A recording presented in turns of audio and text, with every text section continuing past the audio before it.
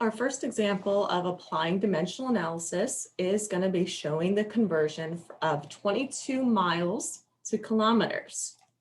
So when we are doing dimensional analysis, the first step that you must take is recognize what is the relationship between the units that are involved in this problem. So in this problem, we have given information, which is going to be 22 miles. And then we are looking to change those units to kilometers. So in order to change the units, we need the relationship between miles and kilometers. This is where you look for your equivalence. The equivalence will be provided to you. You are not expected to memorize the equivalence conversions from the English units to the metric units, okay? So I thought that this would be more visible, but it's not as visible as I expected. But this is the same list that was provided in the slides that you have. And the third here on the list tells us that 1 mile is equal to 1.6 kilometers. 1 mile is equal to 1.6 kilometers. That gives you the relationship between miles and kilometers. When we are completing dimensional analysis, we use conversion factors. So an equivalence can be written in two ways in two different conversion factors. The conversion factors look a lot like fractions.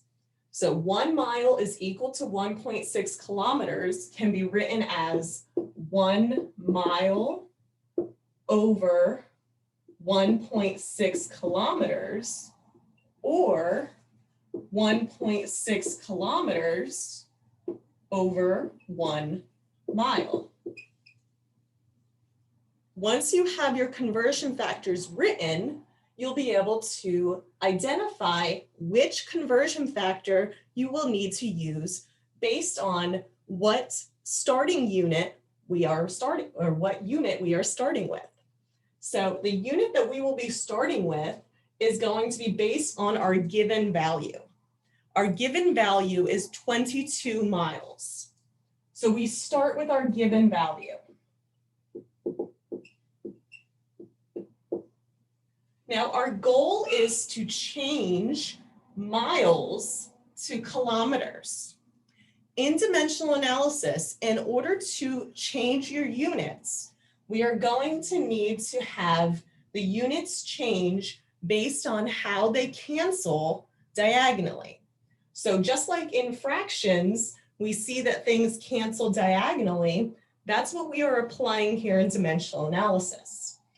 So if we have miles and we want to change the miles to kilometers, we're going to need to choose the conversion factor that has miles in the denominator so we can cancel diagonally. Which one of these has miles in the denominator?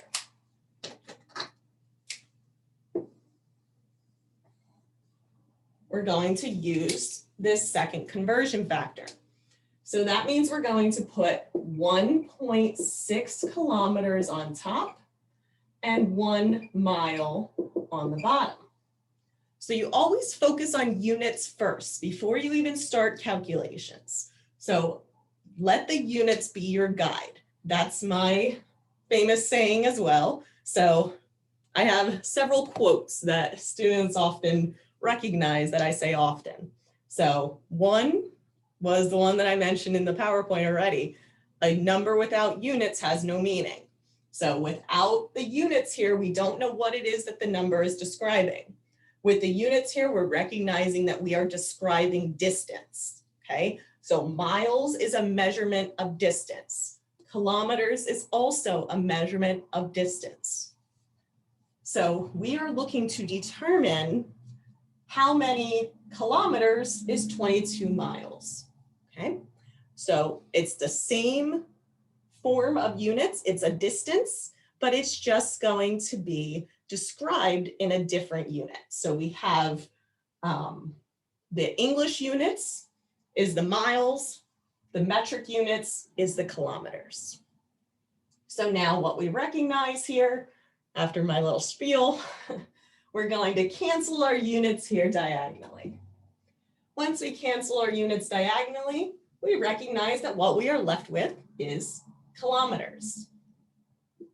Once you have your units in order of what you want to convert to, then you can begin the math. Okay, so remember, this is a chemistry class. So in chemistry, we focus on units and making sure it is that we are understanding what the numbers mean that we are working with before we go quickly to grab our calculator. So when I grab my calculator here, when we're doing the math for dimensional analysis, anything on the top of the fraction is multiplied, anything in the bottom of the fraction is divided. So 22 miles is considered to be a numerator, okay? If you want to keep track to make sure that you recognize that this is on top, you can put this over 1, okay? That's up to you, but if you feel more comfortable with having something there as a placeholder, you can put 22 miles over 1. So now we recognize we multiply the numerator and divide the denominator. The denominator is only 1, so we just focus in on our multiplication. 22 times 1.6. In our calculator, the calculator gives us 35.2.